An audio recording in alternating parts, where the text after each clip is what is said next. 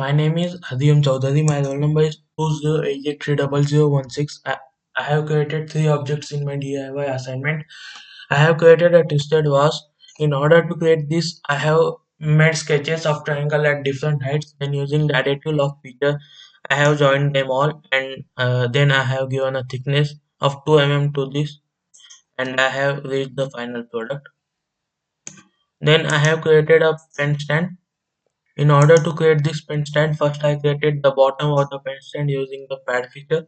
Then I have created the upper section of the pen stand using the pad feature. Then I have created array of rectangular objects and using the cut feature, I have removed them from the pen stand and got the final product.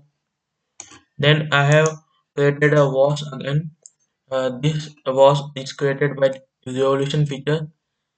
I have first created a sketch along the XZ plane and then I have revolved it along the Z axis to get the wash, and after adding thickness I got the final product.